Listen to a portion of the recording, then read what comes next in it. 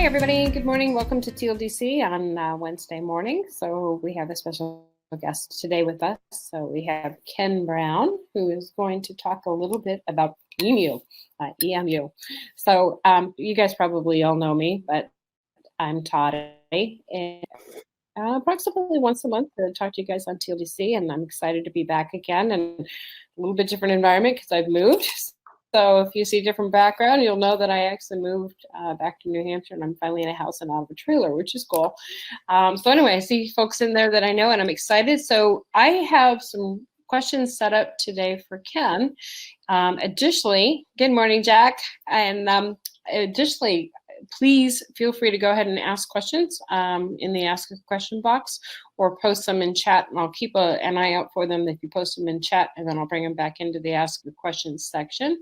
And it sounds like Ken may also have some slides that he will share. So, but I'm going to, with no further ado, go ahead and say hi to Ken and introduce him. See, Ken, I don't know if I'm seeing your video feed right now, probably because you're sharing your screen, your slides. So you can always toggle back so that people can see you in the window too. But we will start out, and you can tell us a little bit more about yourself and your transition. It sounds like you've had quite the career transition, and we love origin stories at TLDC. So yeah, I'll let you get. Okay, and Jack says she see you. So maybe I'm just the one seeing your profile. So Jack, you're seeing Ken. Perfect. All right, we'll get going. Perfect. All right, awesome. Yeah, so my origin story. 1988, I show up at Auburn University for a PhD program, and find out that in addition to earning a PhD, I'm going to have to be teaching Psych 101. And this comes news to a guy who was a pretty shy introvert who avoided any kind of public speaking throughout high school, throughout college. To be hit with that, it's one of those memories that just kind of is cemented in your brain. You can always go back there and feel that panic. So I jumped in, I tried it. I was so bad. But I got to the end of the semester, and the funny thing was I realized that I really enjoyed it. I just needed to figure out how to do it better and be more comfortable and relaxed and be more of me and let my personality show. And so that was a few years of kind of learning that, even built out a brand new course as a graduate student, and then kind of left that degree program to kind of chase another area of interest. But then found myself missing teaching. So I went to the school I was getting a second master's degree in and said, hey, do you need anybody to teach psych? And they said, yeah.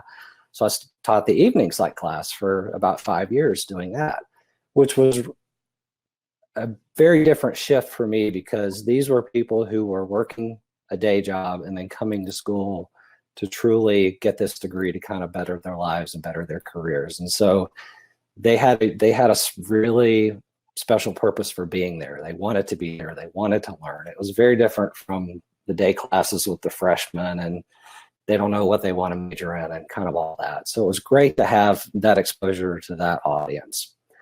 Fast forward a couple of years, I'm at a online learning conference. This is back in 2000, and I saw Roger Shank give a presentation, and he was doing a video demonstration on this social worker program he had put together. And it's basically a first-person perspective, and you're the social worker, and based on all the information you've collected during the interview process, you come up with a diagnosis for this 13-year-old boy. And then you go into the room and you sit down with the mom and you give her the diagnosis. Well, you don't know you've screwed up until you say, oh, I think Johnny has this. And the mom, the actress, just laid into that character and just got in your face and was like, what are you talking about? And I'm standing in a huge room. You know, when you go to a conference and you come in late, you're standing somewhere. I looked down and I found myself actually backing up away from the screen just to try to get out of that situation. And I thought, oh my gosh, how cool is that? And that was so different. So, you know, that kind of had an implant. And then I get to Mitsubishi Electric, where I've been for 14 years, and get to redesign a program. Say, hey, we've got this workshop. They're calling it a workshop. Go take a look at it and then redesign it. We need it done in 9 weeks. Like, okay, sure. I go to this thing, it's 4 hours. And the question I often pose is, how many slides do you think you can deliver in a 4-hour training program? Our guys managed to deliver 400? 247 action-packed, data-heavy, chart-rich slides. And it was literally an hour and a half before the first person raised their hand to ask a question. And something in my gut just said, this is not right. This can be so much better than what this is. And so that led us to creating our first product that was way beyond anybody's expectations. And even though we built it in 2007 and it only had a shelf life of about 3 or 4 years, it still comes up in conversations to this day, which, I mean, how often does that happen about a dead product? That's cool. So, and in that whole process is when I introduced the team to this idea of facilitation as the delivery method, the training methodology. And it was a challenge because we didn't have dedicated trainers. So we had salespeople, we had engineers, we had tech support guys, all who did a little bit of training. 10 to 20% of the job was training. So not only are you telling them how to completely change their skill set, but then try to support them in something that they don't do that often. So that was a huge, huge challenge. And as we went through other programs that we developed, we were able to figure out and get better and better with that. But it's been a very interesting ride, and it's been a lot of fun so far. Isn't it cool when somebody says to you, hey, do you remember that you did? I mean, I have a similar experience. I was the lead trainer for the robotic system for the iRobot EOD robots. And, I'll still run into people and they're like, hey, do you remember that you were the person in all the videos and all the books, which just was a default thing, by the way. We had nobody to do the shoot. But it was effective, I think, from the perspective that I was not your ordinary Marine or Army person in a video telling someone how to do something. And so I guess that was the memorable thing about the materials that we produced, is there was, some short lady in there with an iRobot shirt doing all the manipulations and their new tracks. And so I didn't realize that actually did make the content memorable, which is cool. It's so cool because I still hear that from people today. And this was, 8-9 years ago. Yeah, it's awesome. Super cool. Yeah, definitely. That's awesome. So progress, I guess, forward to EMU, which probably took a few iterations, and you can definitely tell us what this is and what it stands for, because I only know the funny looking animal.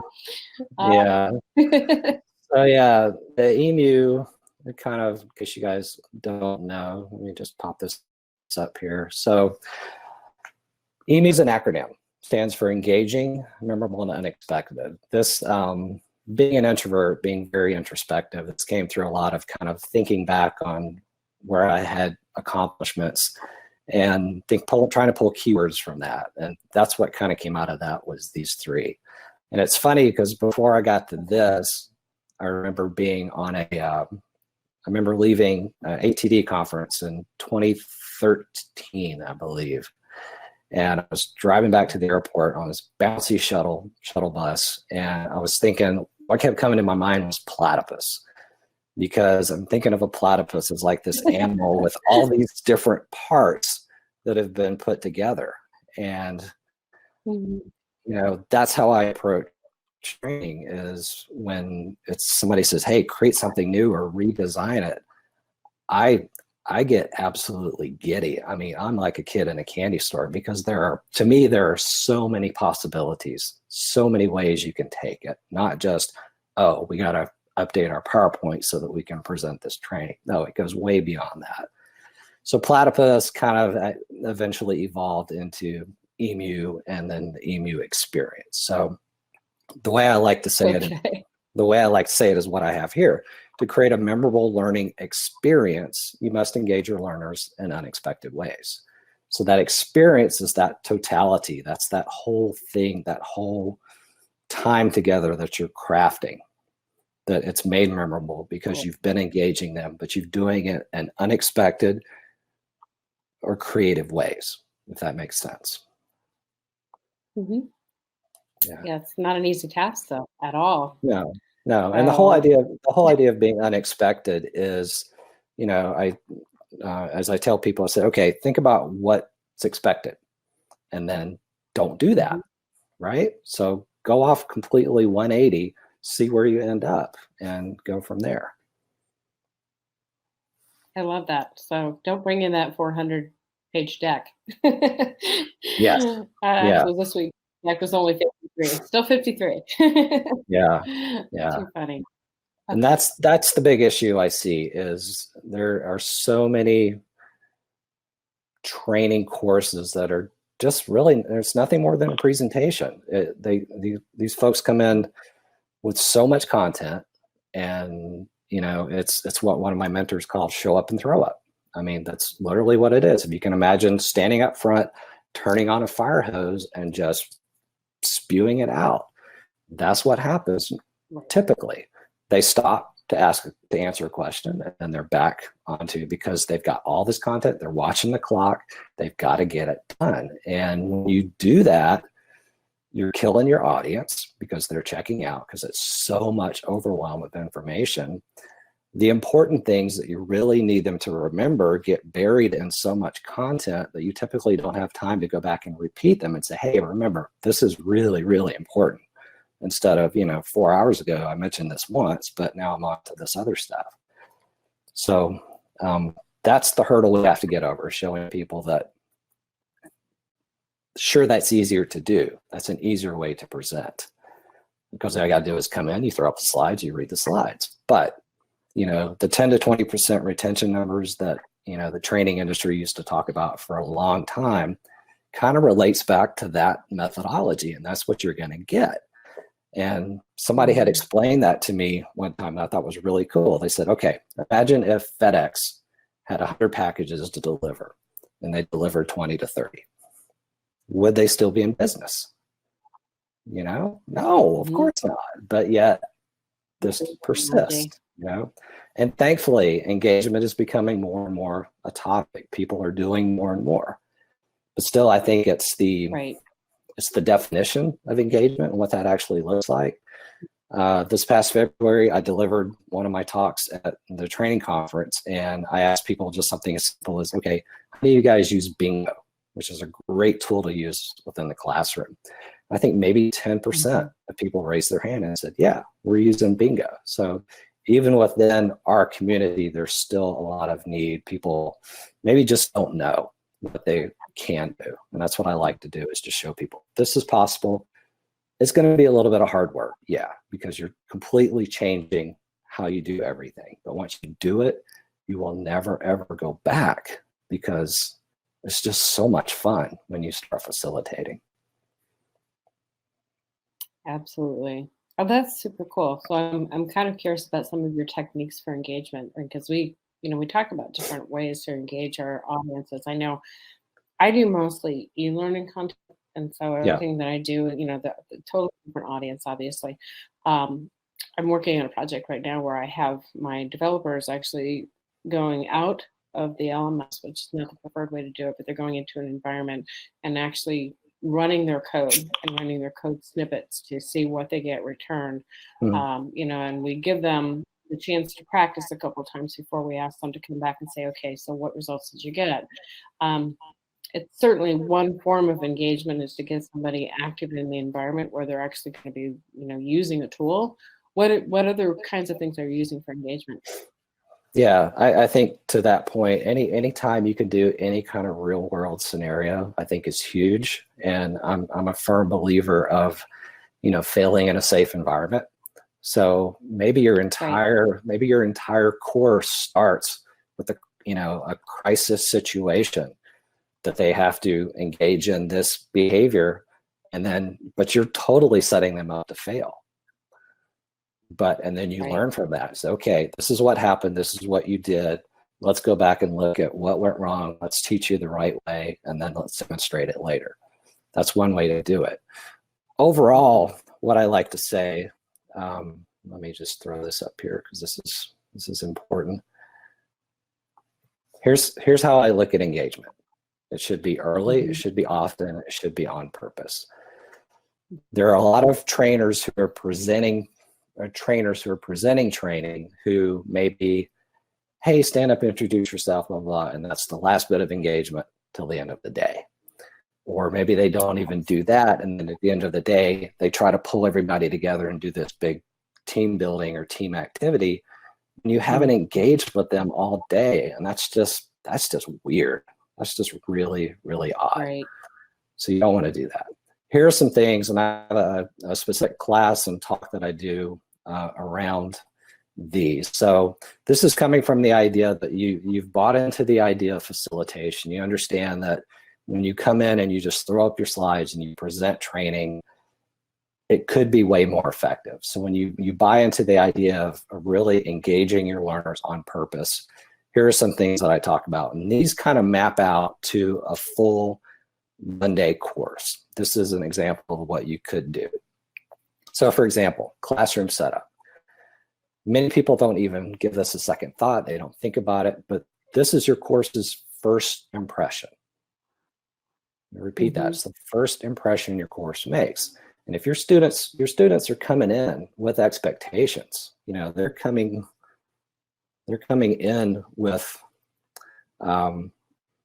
this is probably gonna be just like every other course. You know, it's this weird cycle where when you see a class and you read the description, you get really excited.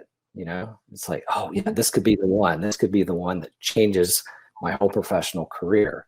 And then you're still excited up till the day, but then as you're walking into the classroom and you see, oh, tables and chairs in rows, just like everything else I've been to, it kind of deflates those, you know, expectations. So if you give them something different, if you set up your room where it's tables of 3 to 5, you know, pods or groups or however you want to call it, that lets them know, oh man, I can't just sit back and check my email. I'm going to have to participate, right? Right. So you're getting them to participate without saying and wagging the finger and saying, hey, I expect you guys to participate.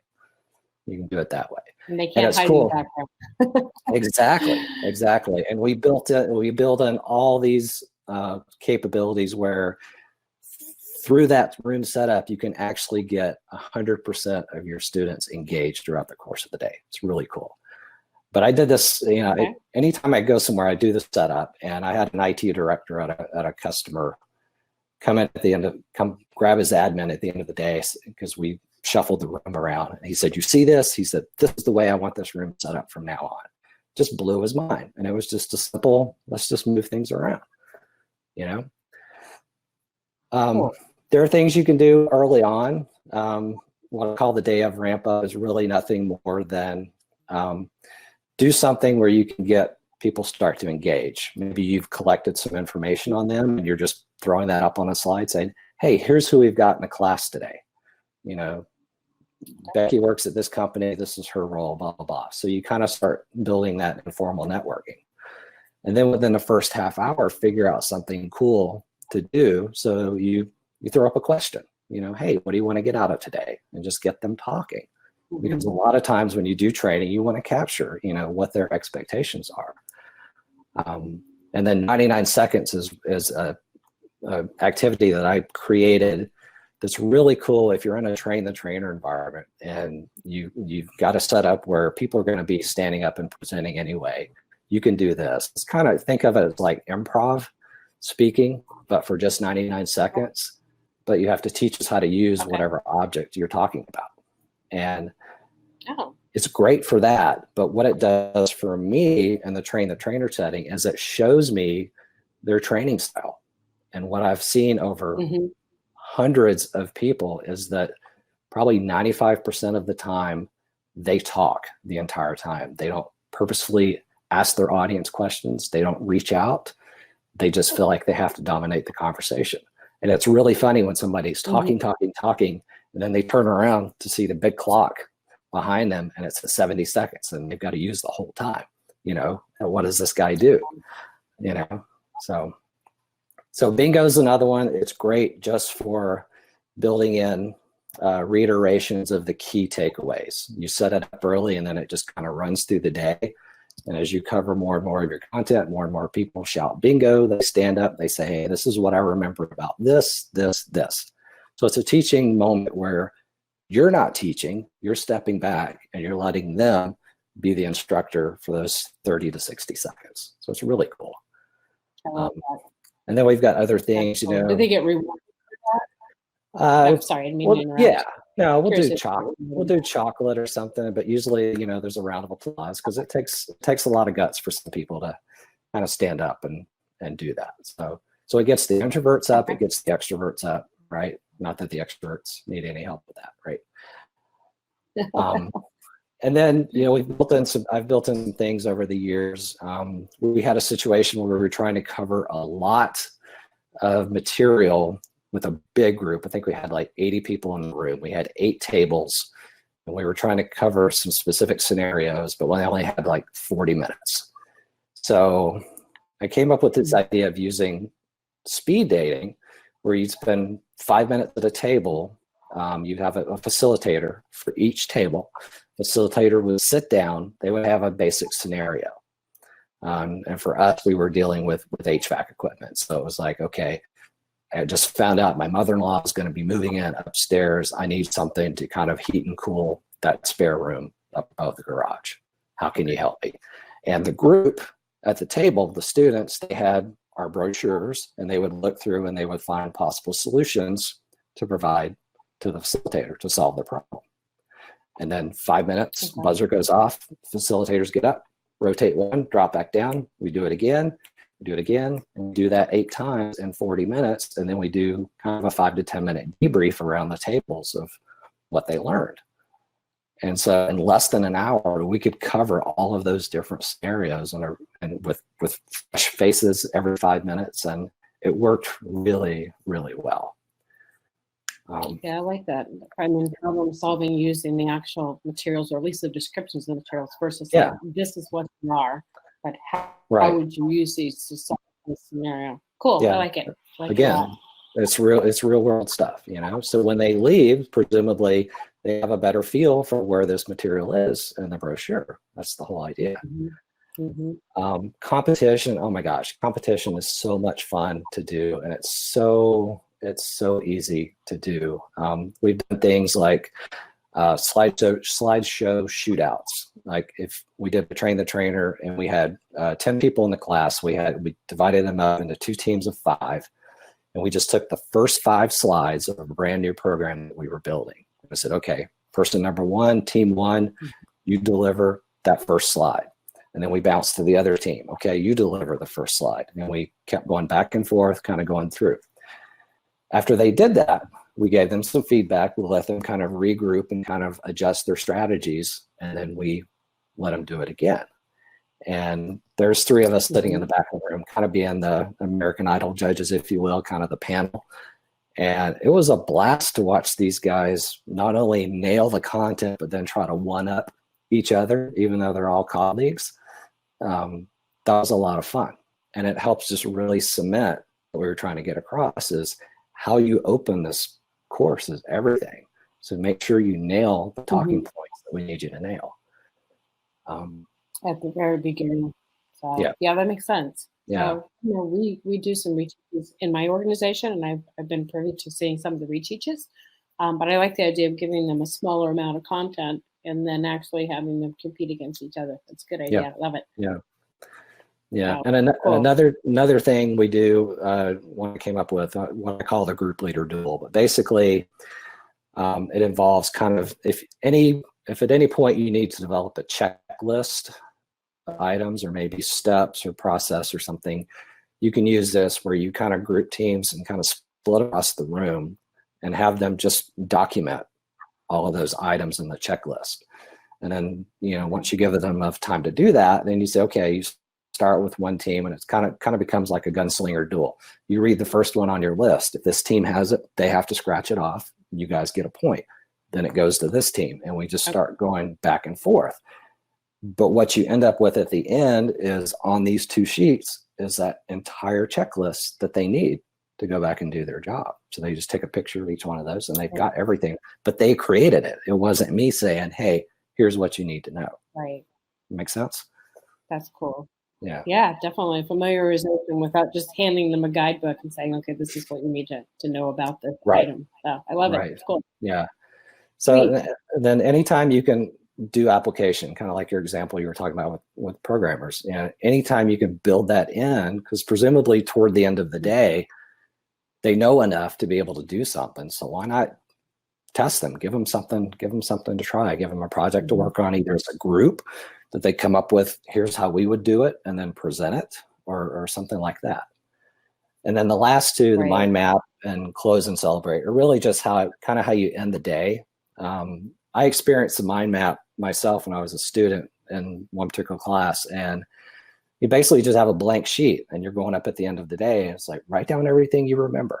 And I was blown away at how much I could capture, and then you walk around and you see everybody's sheet. And so it's reinforcing all of those key takeaways one more time, And then because you've done all this, because you've engaged your learners from the start, it's been back and forth all throughout the length of your course, you've earned the right to do what I call this close and celebrate, where after the mind map, everybody's kind of standing up. So I just bring everybody into a circle, and I have, a stress ball or something that I can toss around safely. And I say, okay, so based on everything you've learned today, what are you going to go back and do differently? Tell me one thing. What are you going to change? Okay. Somebody wants to speak, toss the ball to them. They say it. Ball bounces around and comes back to me when it's done. And then I just kind of, thank them for their participation. And it's just a really cool moment to kind of end the class. And you're able to do that because you have invested and you have engaged them. You can't present all day and then try to pull that off. It will not work at all. Right. So one of my questions for you earlier was, how do you differentiate between a trainer and a facilitator? But I think what you've just shown us in walking through those examples is that you're really facilitating the learning in a way that they become their own trainers. They're looking for their own set of answers in the scenarios that you're providing to them. Because it's just not how we're trained to train. We have all been so immersed in this culture. Like you said, show up that we don't know it, other ways to do it, and just to kind of buck those trends, I think is really important, just to make it different enough to be memorable. I'm thinking back to some of the things that I've been in before, where I've seen equipment demoed out, or you had to put things together. I do remember, versus, I couldn't tell you what was on any of the sets of slides that I've been in, or that I viewed in certain trainings. So interesting. Right. Yeah. So what I've put up here on the screen is, as I've surveyed all of the people that have kind of come through my trainer course, which is basically the facilitation blueprint course, these are some of the things that I've come up with in terms of why do they just come in and do the presentation and so and call it training. Again, it doesn't take a lot of time to do it. It's super easy because your slides are done. You just throw them up and you read your slides. Some trainers like the sound of their voice and they like to talk all the time. We had a consultant with us at one point who started his talk with, okay, we've got 6 hours and I've got a lot of material to cover, so let's get started. Which, what is that? Right. That's saying, shut up, it's my time to speak, and you're coming in with way too much material, so you've got no choice but to kind of just slam through it. Maybe it's the 80-20 thing, and you think, okay, well, the 20% that are sitting in the front row, right? Those are the engaged people. They're going to be the only ones to get something out of it, Or what I talked to earlier, maybe training isn't what you do full time, so you don't have the time to invest in developing your skill sets, or you just don't know. You don't know there's a better way to deliver content effectively. So. Yeah. Well, and it seems like it's always a rush. I mean, that's kind of typical, I think, in most businesses, and it's just part of how things work in certain businesses. But one of the questions I had is, so when someone hands you that 100-page deck and says you need to hit all. How do you answer that? How do you respond to that with a manager that says, okay, these are the things you have to hit, and you have to show me that you've hit these points? Not really with a mindset towards assessing whether somebody actually learned these items or not, but it's just really more that management requirement. Like you got to cover all of these topics. Like, do you have a response to that?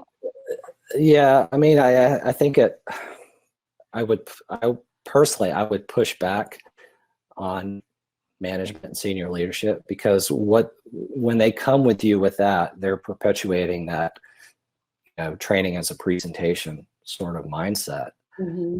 And they're okay with, and maybe their goal is, we need to get 65 people in this classroom. So let's bring every chair in here and let's put them together, And I've seen classes like that where you're sitting like this and there's no way, and how are you going to learn like that? It's just, you can't, And when you do that, you're just, the retention is going to be minuscule. It's going to be so tiny. I mean, you could ask for, okay, well, can I have twice the amount of time to present the content so that we can pause and kind of really reflect on those key takeaways that we want them to remember?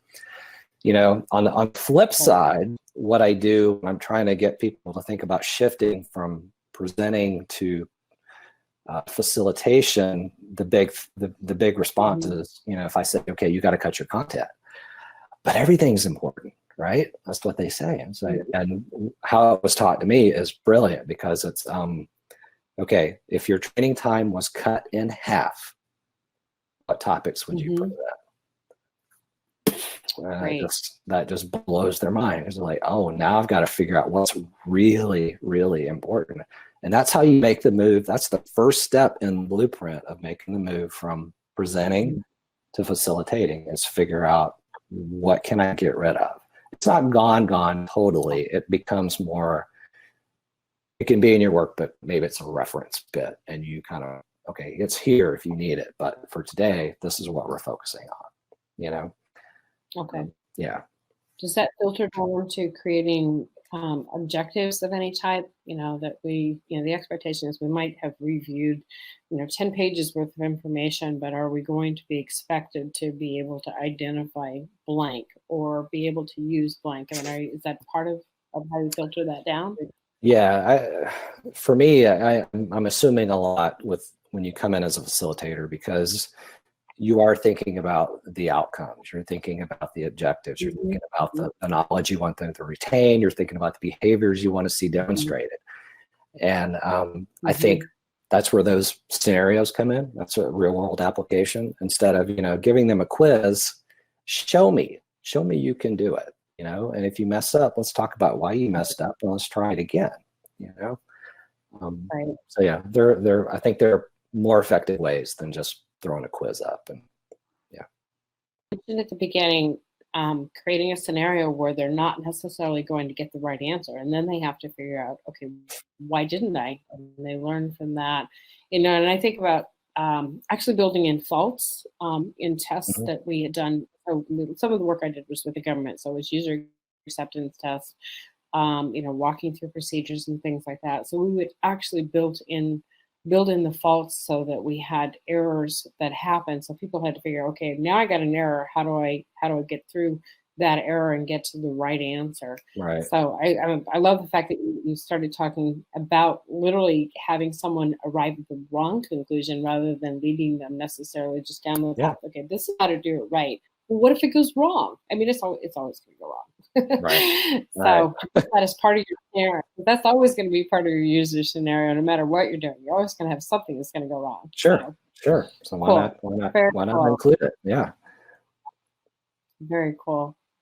So what kind of comments do you get from people that you work with in training that speak to what's the most memorable or engaging things they do? You must get comments and feedback. It's funny with the train the trainer that I've done kind of in the context of facilitation blueprint. A lot of people really get hung up on the 99 seconds because it's such that activity where they're coming up and doing improv, and maybe they're in a room with a bunch of colleagues and they are stuck and no one is throwing them a life jacket. No one is helping them whatsoever, you know? That's always interesting.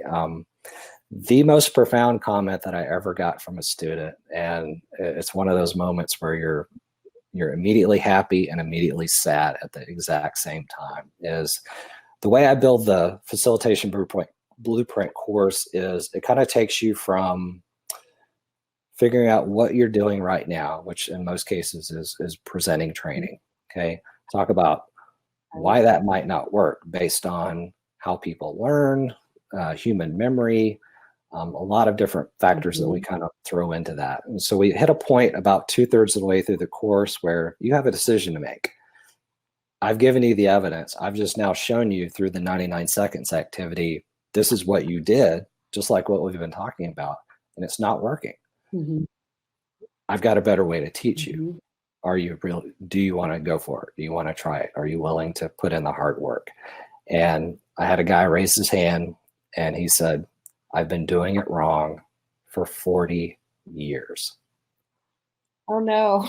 And I, yeah, you know, I'm like, yes, it worked, but 40 years, you know, he saw the light, a light bulb went off, but 40 years, right.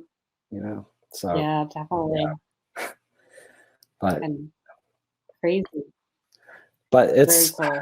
You know, I've had some really, really odd situations that just kind of reinforce this fact that people are still doing this.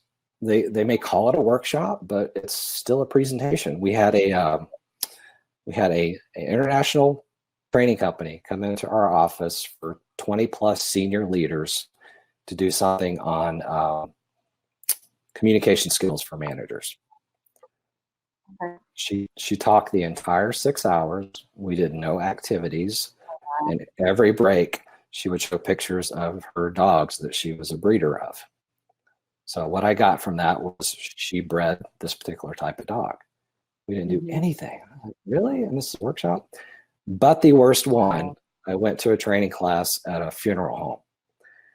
I only know it's a funeral home because I arrived in Alabama and I got out of my car and, you know, architecturally, you know what a funeral home looks like, right? And I looked at this building and I was like, wow. And then I walked in and I looked around like, yep, this used to be a funeral home.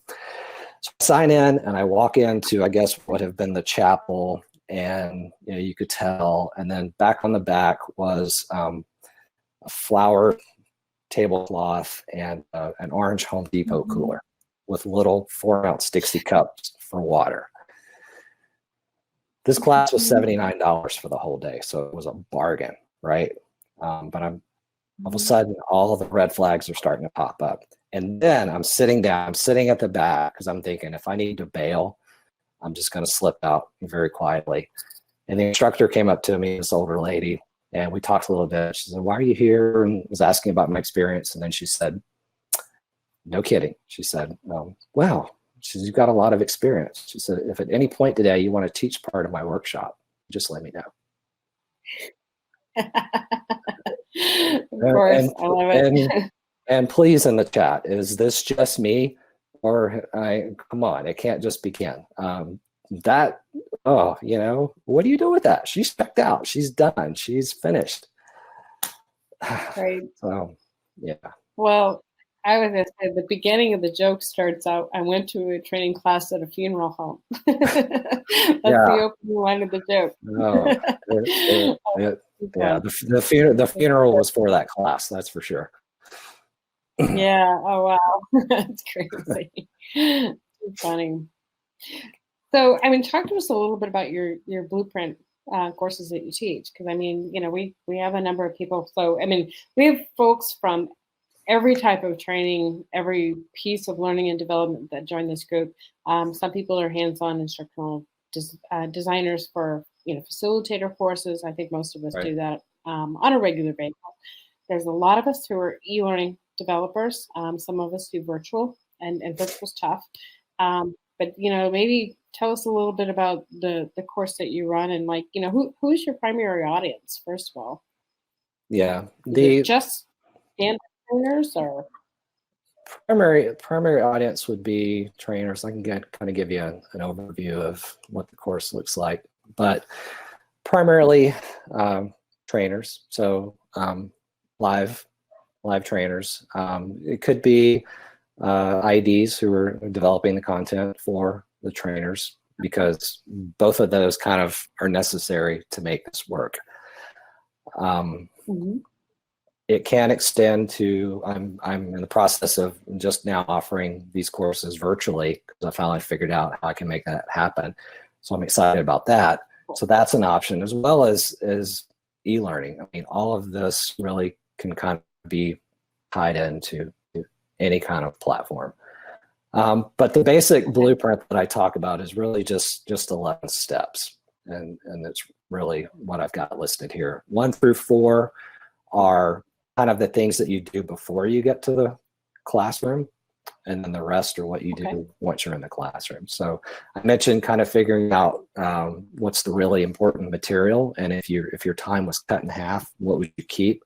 That's what step 1 is. What is course critical? What is absolutely essential to the course versus what's kind of tertiary, nice to have. The purposeful questions are the questions you're going to ask that tie back to those key takeaways, right? So, earlier we talked about the 3 things to do for this, to talk in your groups and tell us what those were. So we build that. And then the activities are how those purposeful questions play out within the classroom. So if you can imagine, doing that multiple times an hour, it's a lot of stuff that you have to think about, to plan for, to come in, because when you decide to facilitate, you can't go in and wing it, especially if you're trying to engage early, often, and on purpose. You have to have a plan. And then you're crafting your opening, really kind of set the stage. This is what's in it for you. This is why this is important.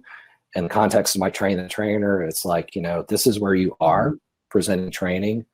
Here's where I want to take you. Here's where you could be as a facilitator. And this is why it's so much better. We talked about room setup. Again, you do that, and setting the expectation for your learners that they are going to participate. There are very easy, subtle ways to do that. You start the opening. Again, you're involving them often. So think, 2, 3, 4 times an hour. You've got some quick activity, and these activities are typically 1 to 5 minutes in length, but they all tie back to the purposeful questions, which tie back to those key takeaways, the idea of really kind of reinforcing those. So, and what I call recap versus rewind. Recap is B saying, hey, remember before the break, I talked about X. That's a recap. Sure. That's about as versus kind of the rewind. We're there in their groups talking about it and then telling us about it. Okay. Cool. And there's a whole section that I talk about on managing the room, because I think one of the big scare factors is when you move toward facilitation, you're purposely engaging and you're purposely asking questions. So the fear is, oh my gosh, it's going to get away from me. It's going to be like herding cats. You're not going to be able to bring people back around. There's some very simple, practical things you can do to kind of manage it all. And the great thing is that actually it gives you more freedom when you start facilitating, because every time your groups are working on a 1 to 3 minute activity, you've got a break. You can check your notes to see what's coming up next. You can walk around the room and poke your ear in and listen to the conversations, make sure they're on topic. There's a lot of freedom that you have when you're facilitating versus just presenting and trying to do that content. And then we talk about the goes and the celebrate. And we actually model all of these. I model all of these in the class. So not only do you hear about it, you actually get to experience it as well. Very cool. I'm sure you can migrate a lot of the concepts then over to virtual or e-learning as well. And so I tell people this very rarely, but I've taught high school in the past. Yeah. And it makes me think back to some of the things that I incorporated in my high school coursework, because, I only had that hour with my students. So we had to cover the important ground. You know, I'm sorry, 9 through 12, the patience level to listen to somebody drone on is just not there. You know, so putting them in small groups was always important, and I would let them, you know, work together and then wander the room, which I love doing, and it makes me want to go back and teach, because I really enjoyed teaching high school. Probably the most fun thing I ever did. But you know, taking it away from that corporate mentality that we're just going to throw data at you and that you're going to be smart enough to just absorb it and remember everything is so different from how we engage with younger learners. You know, I mean, because we go in with the mindset that a younger learner is going to be distracted or not easy to keep their attention, for sure. So how cool. I love what you're doing in terms of let me speak on that, because, you know, the whole distraction thing, I think, you know, I mentioned the expectations. When they come in, they're expecting a certain thing. And one of the big, what I would call what differentiates what I do in the EMU experience is it's the unexpected. Because again, it's not anything that they see coming. And in the book Made to Stick, Chip and Dan Heath talked about, you know, these principles of getting ideas to stick, and the U was unexpected, and that's really where I pulled that from, because the way they define it is it's when you capture and hold your audience's attention. So you can capture them right out of the gate when they walk in and the room's different, or you've got them engaging in an exercise, you know, talking with one another before you've even started, right? Before the official start time, you've got them, hey, what do you want to get out of today? You know, then how do you hold it? How do you hold their attention? And that's when the early, often and on-purpose engagement becomes huge, because you're keeping them, it's constantly something different. You're keeping it moving. So that's the secret sauce. And, you know, it's what I kind of do naturally. And it's kind of, I think that kid mindset in the candy store kind of, you know, oh man, anything's possible, right? And I think a lot of people get hung up on, I'm not creative and I can't do this and I can't do that. And the activities I showed earlier, the 11 activities, are kind of, I teach those as a baseline. So once you have those, you understand the purpose of those, because every activity, when you facilitate, it has a purpose. It's not just there because, right? That I teach those activities and say, okay, that's just a start. You know why we did this activity.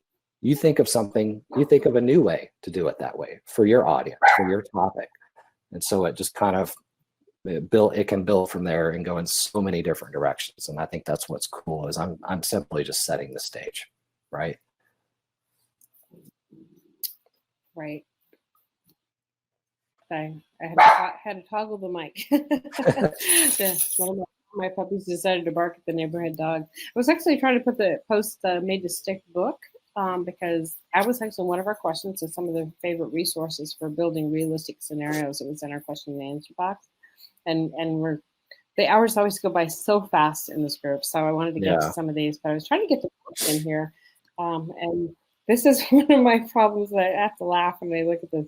I go between a Mac and a PC for work. So I'm using the wrong man versus control to post things in here. And I'm like, all right, I'm doing this wrong. And it's that whole training muscle memory thing. And I'm like, wow, this is not cool. So I'll actually add the chip book Made to Stick in here, because it's a super duper resource. And actually Mark had asked, do you have any other resources that you rely on to kind of build out some real life scenarios? Is there anything you can point us to? And then I'll also have you tell us, and this was one of my questions for you, I know you have Udemy classes that you teach, and I'm really excited to let people know about that too. But that's two questions. Yeah. So I think in general, just I don't have nothing specific as far as resource comes to mind. I'm a firm believer that definition of creativity is taking two existing things and combining them in new ways.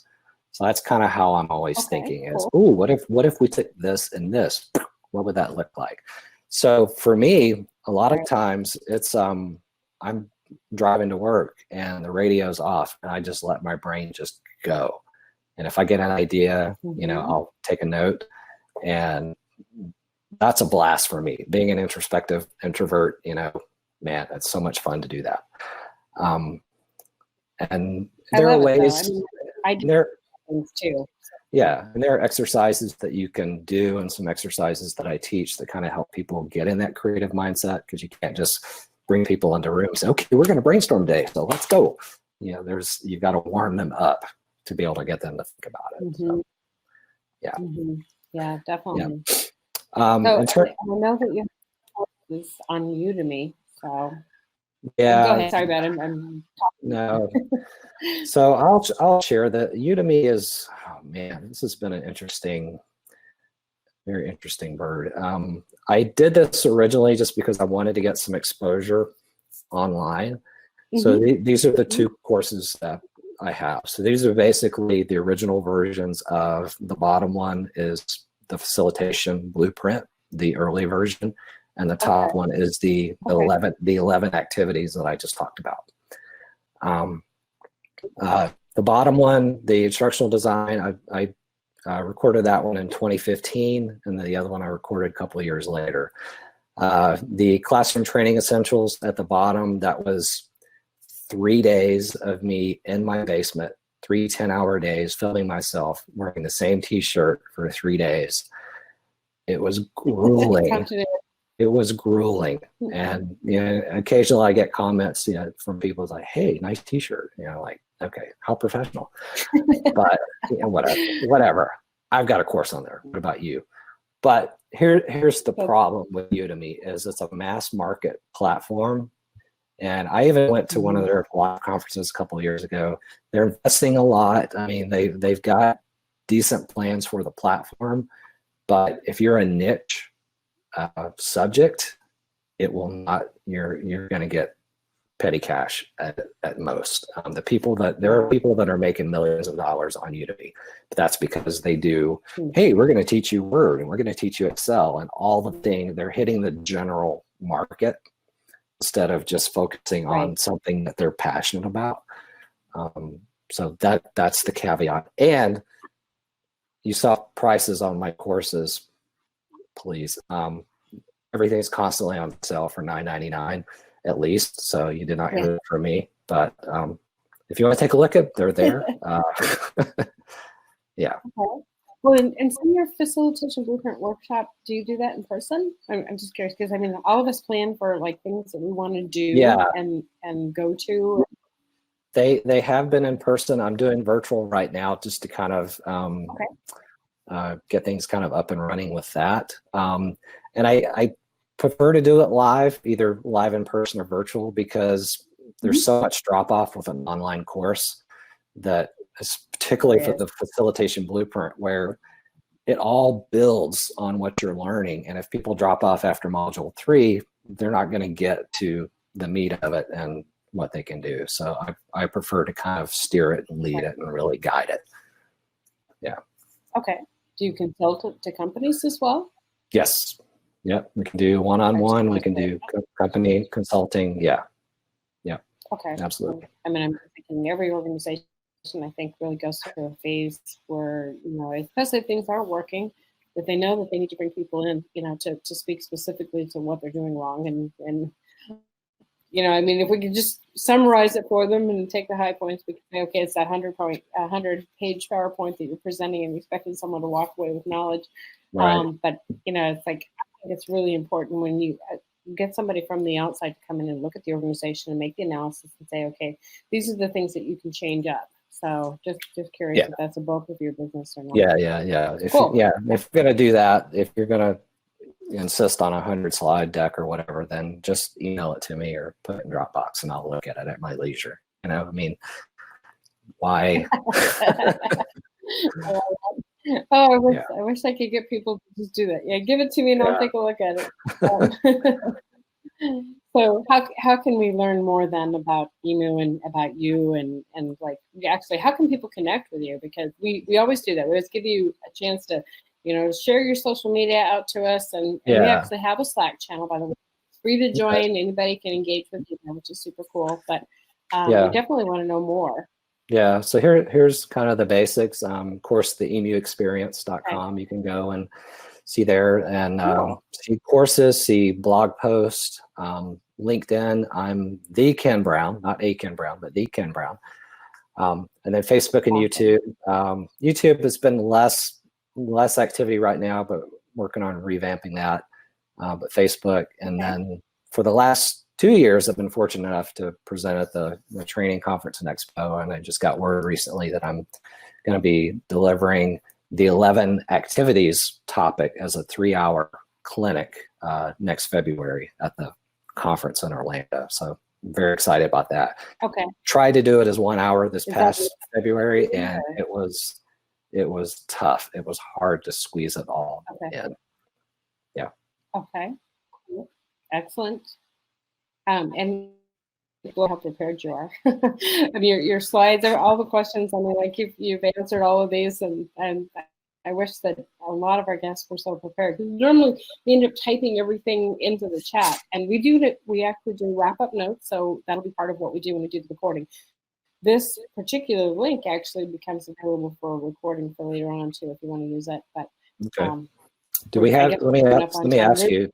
Do we have like a minute or two? Yeah. Okay. Let me I put something together. Just let me not give you all of this at once, because that would be terrible.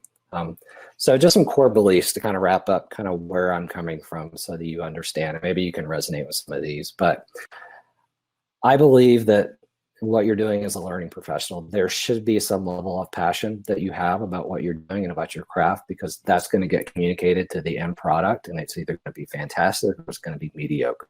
And I've seen some teams where the passion is just, it's not there, and I wonder what they're able to deliver.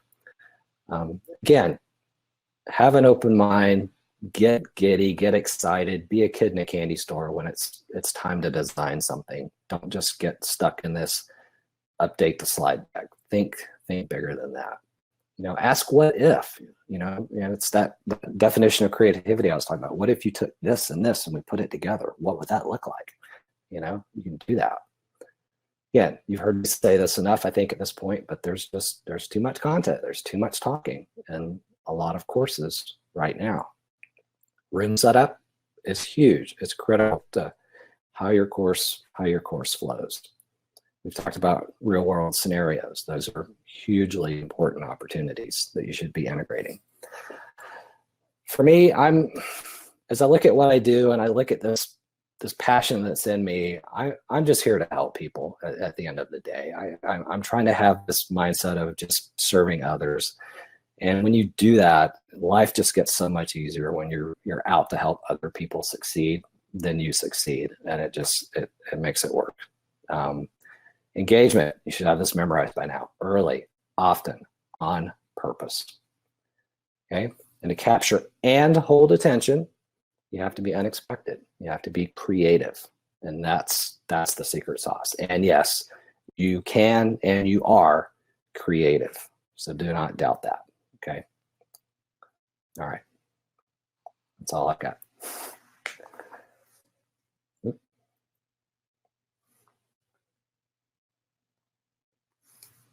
I think I lost your audio there, Toddi. Yeah, unmute. Thank you. So yeah, a lot of people don't realize how creative you can be until they're placed in a situation where they actually need to be, which I think is really cool. And, this particular group, I think learning development professionals, just by nature, we're curious and we're passionate and we want to transfer knowledge. And so I think it's almost a job hazard with us. And I have been told, and I'm excited to see this, that sometimes my enthusiasm for subjects is infectious. Mm-hmm. So, I mean, that's a really key point, is to have that passion for what you do and to be able to impart that to your audience. I'm a geek with a lot of like GPS technology and stuff, and I'll get going on that, and people I didn't realize GPS was so exciting. So it really does help. Yeah. Cool. Well, we're coming up at the top of the hour. So I just, I want to encourage you, please, if you can, I can have Louise send you the link for the Slack channel. I have a feeling people would like to ask you more questions because Sure. this Absolutely. is an area that I don't always spend time on. And, facilitate a piece of what we do. And it's been great to have you here. And somebody did ask for your LinkedIn, so I'll see if we can get that into our notes as well. There's accounts on LinkedIn. So we can get that out there. But everybody, thank you so much. And it's great to talk to you. And we'll talk later. All right. Thank you. Thank you, Take guys. care. Thanks, Toddi. All right. Take care. Bye-bye.